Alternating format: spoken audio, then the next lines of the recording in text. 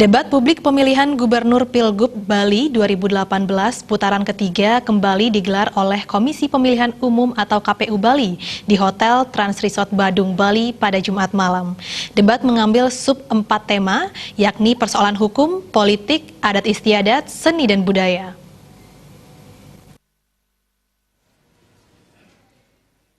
Debat diikuti pasangan calon paslon Wayan Koster Cokode Arte Ardana Sukawati Koster Cok dan pasangan calon Ide Bagus Rai Dharma Wijaya Mantra Ketut Sudikerta Mantra Kerta.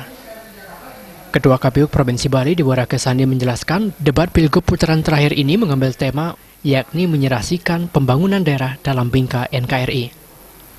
Subtemanya dalam debat kali ini terdapat 4 poin yakni persoalan hukum, politik, adat istiadat, seni dan budaya.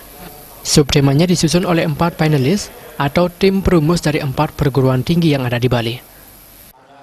Debat kali ini mengusung satu tema besar, yaitu menyelesaikan pembangunan daerah dalam bingkai NKRI.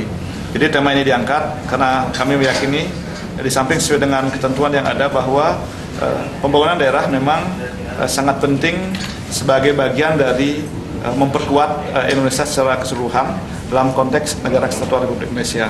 Nah, kemudian subtemanya adalah pertama hukum, kemudian politik, selanjutnya adat, dan yang terakhir adalah seni dan budaya. Nah, kami berharap ya tentu pasangan calon yang memang telah mempersiapkan diri, di mana beliau adalah putra-putra terbaik Bali, pada malam hari ini, pada debat terakhir, akan menyampaikan visi misi, program, dan apa yang akan mereka lakukan nanti ketika misalnya rakyat mempercayakannya untuk memimpin Bali 5 tahun ke depan. Diwarake Sandi menambahkan dengan adanya debat publik ini, masyarakat bisa mengetahui visi misi dan program kerja masing-masing pasangan calon gubernur dan wakil gubernur Bali. Sehingga rakyat bisa menentukan pilihan untuk memimpin Bali pada 5 tahun ke depan. Joka Andika, Bal TV.